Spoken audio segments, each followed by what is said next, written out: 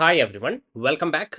Artificial radio activity കഴിഞ്ഞ സെഷനിൽ നമ്മളൊരു കാര്യം പറഞ്ഞിട്ടുണ്ടായിരുന്നു. 4n+1 സീരീസ് അല്ലെങ്കിൽ നെപ്റ്റ്യൂണിയം സീരീസ് എന്ന് പറയുന്നത് എന്താണ്?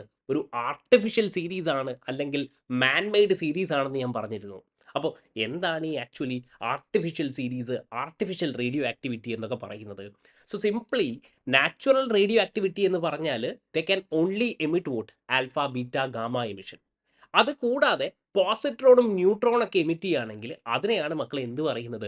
ആർട്ടിഫിഷ്യൽ റേഡിയോ ആക്ടിവിറ്റി എന്ന് പറയുന്നത്. സോ നമുക്ക് ജസ്റ്റ് ഒന്ന് എഴുതുകയാണെങ്കിൽ നാച്ചുറൽ റേഡിയോ ആക്റ്റീവ് സബ്സ്റ്റൻസസ്, ഇവർക്ക് ആരെ മാത്രമേ എമിറ്റ് ചെയ്യാൻ പറ്റൂ? Alpha beta gamma particles. Okay, natural radioactive substances can only emit can only emit yes ആരൊക്കെ? Yes, alpha beta gamma particles. But artificial radioactive substances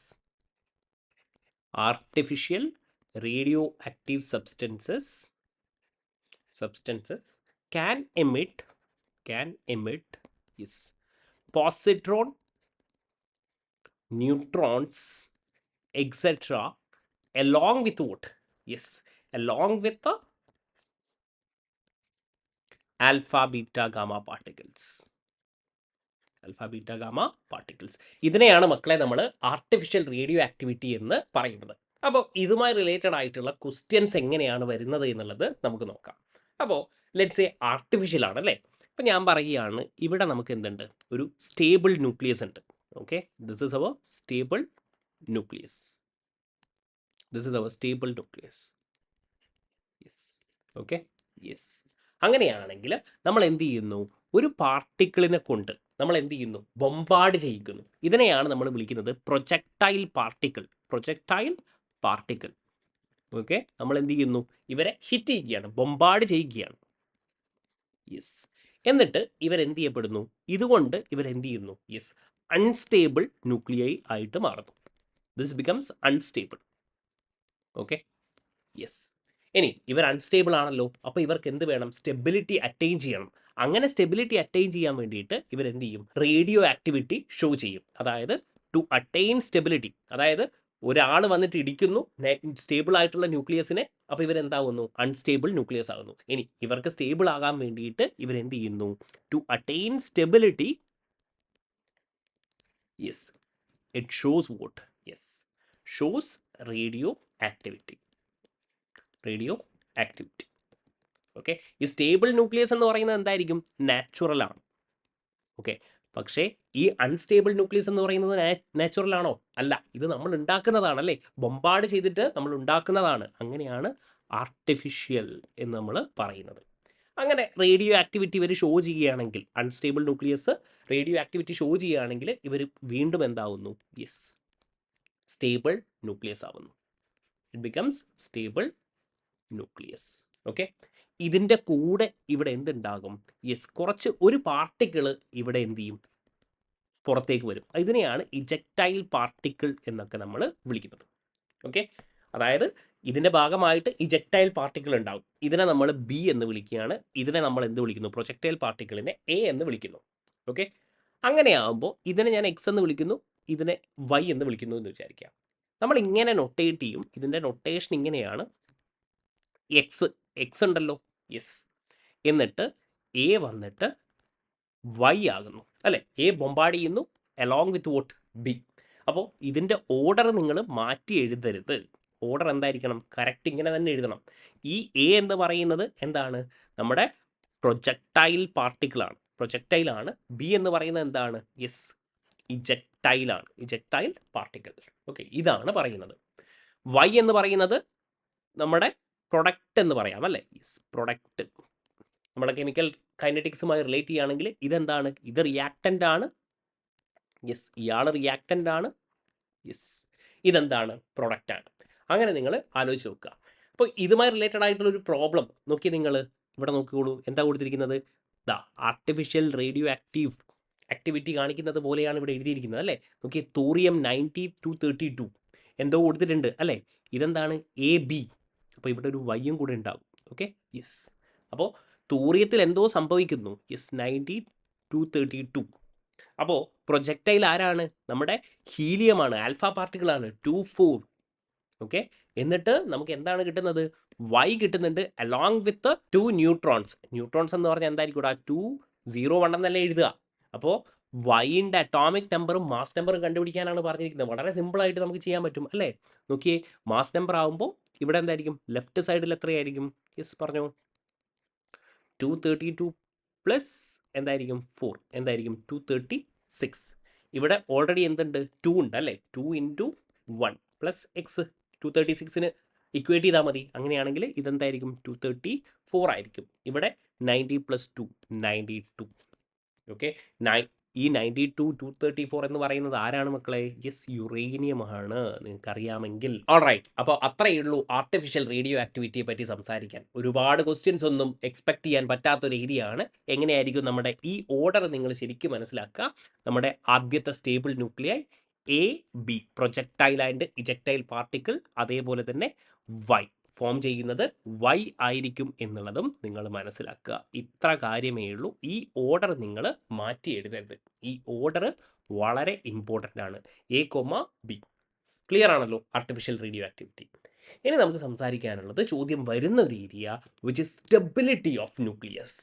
stability of nucleus പറയുന്നത് N/P ratio വെച്ചിട്ടാണ്. N/P ratio already ഞാൻ ചെറുതായിട്ടൊന്ന് കാണിച്ച് തന്നിട്ടുണ്ടായിരുന്നു. N/P ratio എന്ന് പറഞ്ഞാൽ N എന്ന് പറഞ്ഞാൽ നമ്പർ ഓഫ് ന്യൂട്രോൺസ് ആണ്. യെസ്, നമ്മൾ ബീറ്റ എമിഷനിലൊക്കെ ഞാൻ പറഞ്ഞിട്ടുണ്ടായിരുന്നു, ഓർമ്മയുണ്ടെങ്കിൽ. Yes, number of neutrons. P എന്ന് പറയുന്നത് നമ്പർ ഓഫ് പ്രോട്ടോൺസ് ആണ്. Okay, yes. എന്നിട്ട് നമ്മൾ പറയുകയാണ് from Z is equal to 1 to 20. Okay, അതായത് ലൈറ്റർ ആയിട്ടുള്ള അറ്റോമിക് നമ്പർ. ഇതിൻ്റെ N/P റേഷ്യോ എന്ന് പറയുന്നത് 1 ആണ്. ഇനി സെഡിൻ്റെ വാല്യൂ 20യേക്കാൾ കൂടുതൽ and less than or equal to 23. അങ്ങനെയാണെങ്കിൽ നമ്മുടെ N/P റേഷ്യോ വരുന്നത് 1 to 1.52ൻ്റെ ഇടയിലായിരിക്കും. ഓക്കെ, ഇവർ എന്തായിരിക്കും? സ്റ്റേബിൾ ആയിരിക്കും.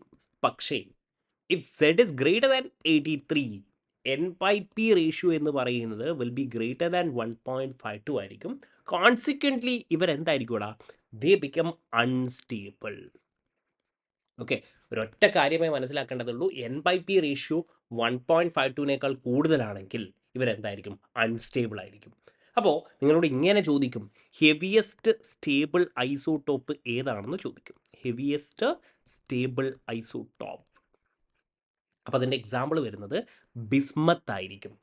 ബിസ്മത്ത് 83-209. അപ്പോൾ കണ്ടോ, അപ് ടു 83 വരെ എന്തായിരിക്കും? സ്റ്റേബിൾ ആയിരിക്കും. ഇതെത്രയായിരിക്കും? 1.52. ഇതിന് മുകളിലേക്കാണെങ്കിൽ എന്തായിരിക്കും? യെസ്, ഇവർ അൺസ്റ്റേബിൾ ആയിരിക്കും, greater than 1.52.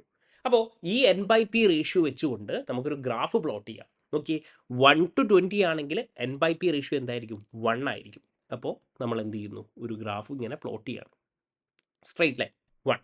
So this is what N/P ratio 1 ആണ്.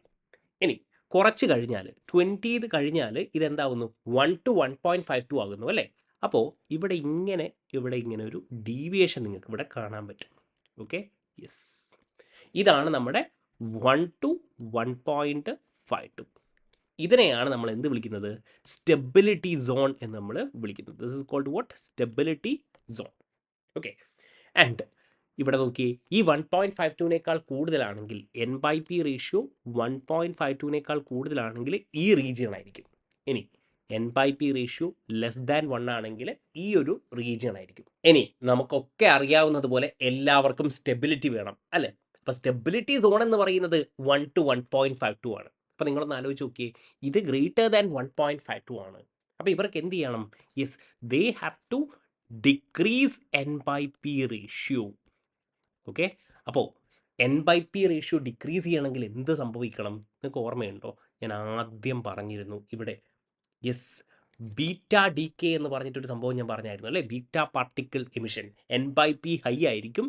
Because of beta emission, yes, N/P decrease ചെയ്യുമെന്ന് നമ്മൾ പറഞ്ഞിട്ടുണ്ട്. അങ്ങനെയാണെങ്കിൽ ഈ ഒരു റീജിയണിൽ, യെസ്, ഇവിടെ എന്തായിരിക്കണടാ? ഇവിടെ നടക്കേണ്ടത് ബീറ്റ എമിഷൻ ആയിരിക്കണം. യെസ്, അങ്ങനെയാണെങ്കിൽ സ്വാഭാവികമായിട്ടും നമ്മുടെ N/P റേഷ്യോ കുറയും. കാരണം ഇവിടെ N/P റേഷ്യോ എന്താണ്? ഹൈ ആണ്.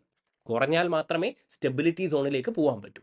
ഓക്കെ, ഇനി നേരെ ഓപ്പോസിറ്റ്, ബീറ്റ എമിഷൻ്റെ നേരെ opposite N/P ratio less than 1 ആണ്. അപ്പോൾ ഇവിടെ എന്ത് സംഭവിക്കണം? യെസ്, N/P റേഷ്യോ ഇൻക്രീസ് ചെയ്യണം.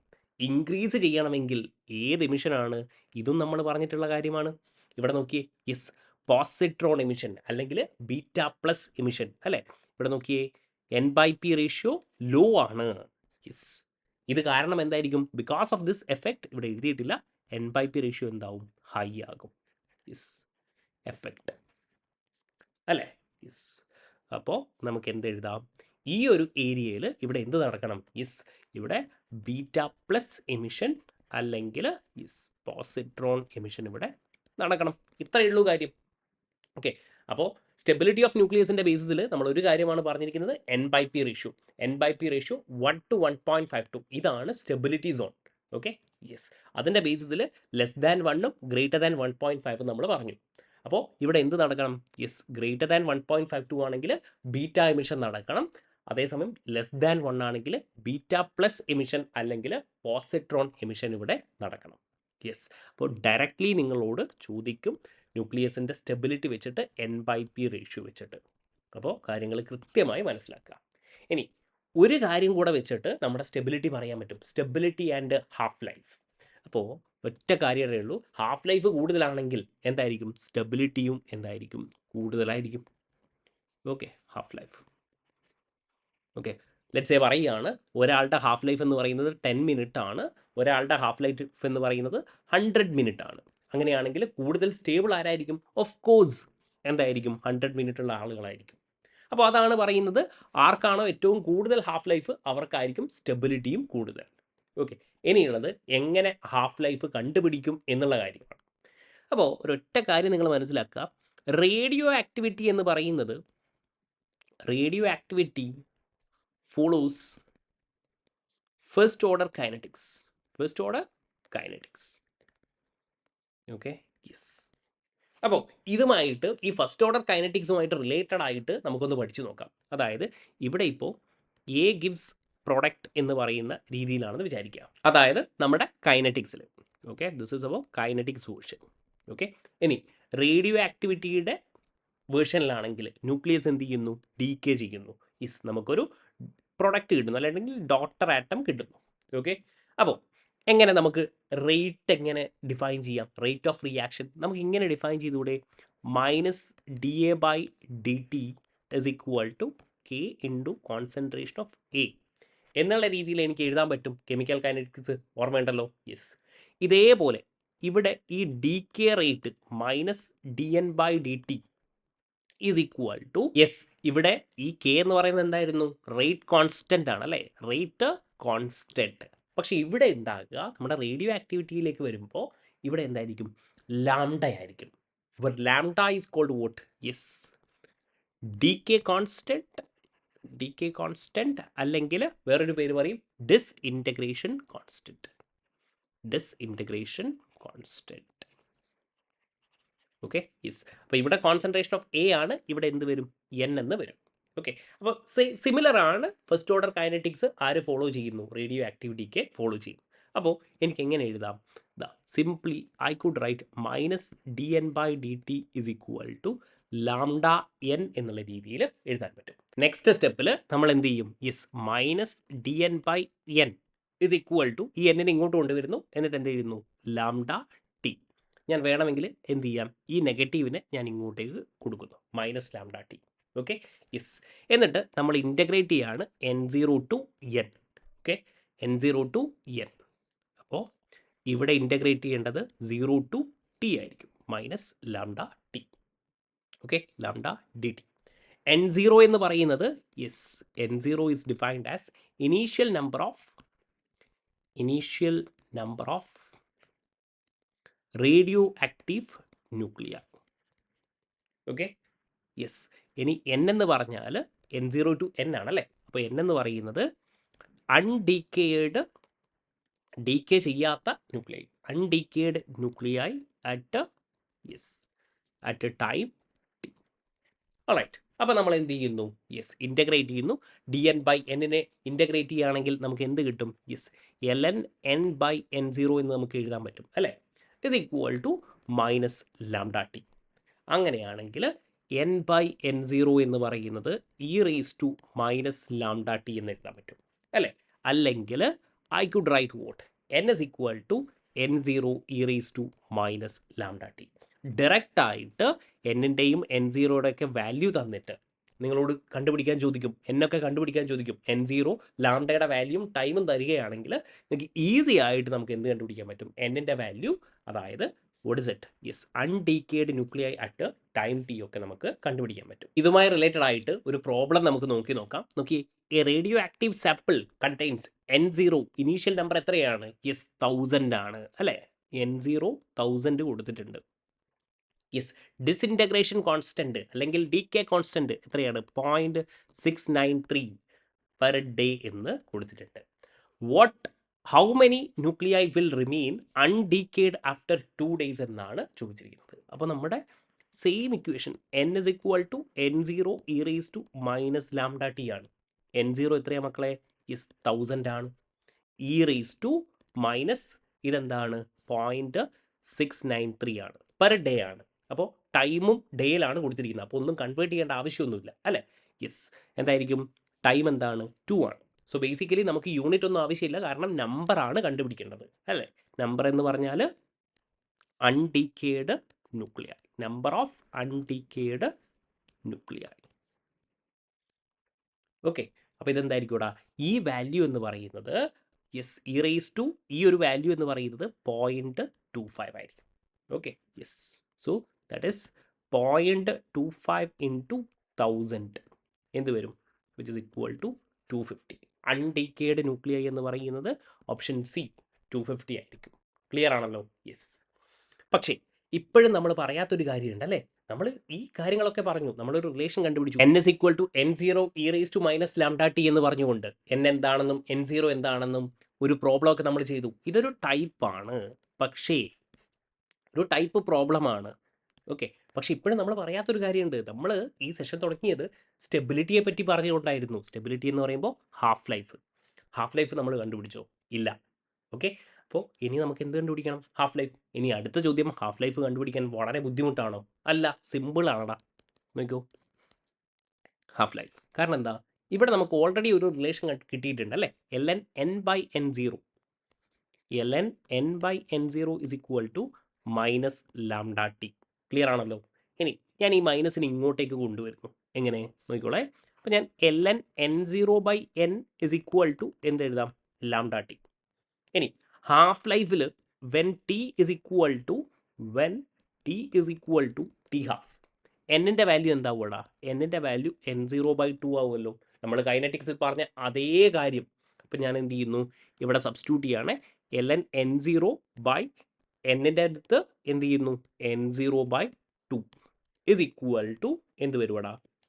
യെസ്, ലാംഡ ടി എന്ന് വരും. ഓക്കെ, അപ്പോൾ എന്ത് ചെയ്യുന്നു? കട്ട് ചെയ്ത് പോകുന്നു. L N 2 is equal to lambda T. Sorry, T half ആയിരിക്കും അല്ലേ? The T becomes what? T half. Alright, അങ്ങനെയാണെങ്കിൽ ടി ഹാഫ് എന്ന് പറയുന്നത് എന്തായിരിക്കും? എൽ എൻ 2ൻ്റെ വാല്യൂ എന്തായിരിക്കും? 0.693 ബൈ ലാംഡ എന്ന് വരും. Okay, yes, this is our T half. നിങ്ങൾക്ക് ഓർമ്മയുണ്ടോ? കൈനറ്റിക്സിലാവുമ്പോൾ ടി ഹാഫ് എങ്ങനെയായിരുന്നു? 0.693 ബൈ കെ, റേറ്റ് കോൺസ്റ്റൻ്റ് ആയിരുന്നു. ഓക്കെ, അതായത് yes, the T half, yes, ഇത് അർത്ഥമാക്കുന്നത് എന്താണ്? The half life does not depend on what? Does not depend on initial number of radio active nuclei എന്ന് തന്നെയല്ലേ പറയുന്നത് അല്ലേ? ഇവിടെ കോൺസെൻട്രേഷനെ ഡിപ്പെൻഡ് ചെയ്യുന്നുണ്ടോ? T half does not depend on what? Yes, does not depend on initial concentration A0. അതേപോലെ തന്നെ ഇവിടെ എന്താണ്? Yes, initial number of radio active ന്യൂക്ലിയൈനെ ടി ഹാഫ് ഡിപ്പെൻഡ് ചെയ്യുന്നില്ല. അപ്പോൾ സെയിം കാര്യങ്ങളാണ് നിങ്ങൾ മനസ്സിലാക്കേണ്ടത്. എന്താണോ നിങ്ങൾ കെമിക്കൽ കൈനറ്റിക്സിൽ ടി ഹാഫിൽ കണ്ടുപിടിച്ചിരിക്കുന്നത്, സെയിം സംഭവം, സെയിം കോൺസെപ്റ്റ് ഇവിടെ അപ്ലൈ ചെയ്യുക. യെസ്, നമ്മുടെ റേഡിയോ ആക്റ്റീവിലും അപ്ലൈ ചെയ്യുക. ഇവിടെ കേന് പകരം ഇവിടെ എന്തായിരിക്കും? ലാംഡ ആയിരിക്കും. ലാംഡ എന്താണ്? യെസ്, ഡിസിൻറ്റഗ്രേഷൻ കോൺസ്റ്റൻ്റ് ആണ്. അപ്പോൾ ഇതിനെ ബേസ് ചെയ്തൊരു പ്രോബ്ലം നോക്കിയാലോ? യെസ്, നോക്കാം. എന്താ വെച്ചിരിക്കുന്നത്? Uranium 238 decays into thorium 234. Half life എത്ര പറഞ്ഞിട്ടുണ്ട്? T half is equal to 4.5 into 10⁻10. How many years will it take for 75%? 75% ആണ് പറഞ്ഞിരിക്കുന്നത്. അപ്പോൾ 75% നമുക്കറിയാം, ഓർമ്മയുണ്ടോ? T 75% is equal to 2 T½ എന്നൊക്കെ ഞാൻ പറഞ്ഞിട്ടുണ്ടായിരുന്നു, ഓർമ്മയുണ്ടോ? അതായത് A0 ഒരു T½ കൊണ്ട് A0/2 ആകും അല്ലേ, ഒരു T½ അപ്പോൾ ഇത് 50% ആയി. ഇനി ഒരു 50% കൂടെ ആവണമെങ്കിലോ? യെസ്, 2 T½ എന്താകും? യെസ്, ഒരു T½ കൂടെ കൊടുക്കുകയാണെങ്കിൽ എന്തായിരിക്കും? A0/4 ആകും. ഓക്കെ, അതായത് ഇത് 50%, ഇതെന്തായിരിക്കും? 25%. അപ്പോൾ ടോട്ടൽ എന്തായി? 75%. അങ്ങനെയാണ് നമ്മൾ എന്ത് എഴുതുന്നത്? T 75% is equal to 2 T½ എന്ന് എഴുതുന്നത്. അപ്പോൾ സിംപ്ലി അത് കൊടുത്താൽ മതി. T 75% is equal to 2 into T½ T½ എത്രയാ? Is 4.5 into 10⁻10 which is 9 into 10⁻10. ഇത്രയേ ഉള്ളൂ കാര്യം. അപ്പോൾ നമ്മൾ എന്താണോ കൈനറ്റിക്സിൽ പഠിച്ചിരിക്കുന്നത് സെയിം സംഭവം നിങ്ങൾ അപ്ലൈ ചെയ്യുക. അപ്പോൾ യെസ്, നമ്മുടെ ഹാഫ് ലൈഫും കഴിഞ്ഞു. T½ is equal to 0.693/λ. Alright, ഇനി റേഡിയോ ആക്ടിവിറ്റിയുടെ ഈ ഒരു കോൺസെപ്റ്റിൽ നമുക്ക് അവസാനമായിട്ട് മനസ്സിലാക്കേണ്ടത് ഗിഗർ നട്ടൽ ലോ എന്ന് പറഞ്ഞിട്ടുള്ള ഒരു റിലേഷനാണ്. വളരെ സിമ്പിൾ ആയിട്ടുള്ള കാര്യമാണ്. ഇത് കൂടാതെ തന്നെ യെസ്, ഹാഫ് ലൈഫ് റിലേഷൻ എന്ന് പറഞ്ഞിട്ട് ഒരു കാര്യം കൂടെ ഉണ്ട്. അപ്പോൾ അത് നമുക്ക് അടുത്ത സെഷനിൽ ഡിസ്കസ് ചെയ്യാം. എന്തായാലും ഇപ്പോൾ പറഞ്ഞിരിക്കുന്നത് കൃത്യമായിട്ട് തന്നെ നിങ്ങൾക്ക് മനസ്സിലായിട്ടുണ്ടെന്ന് വിശ്വസിക്കുന്നു. Thank you for watching.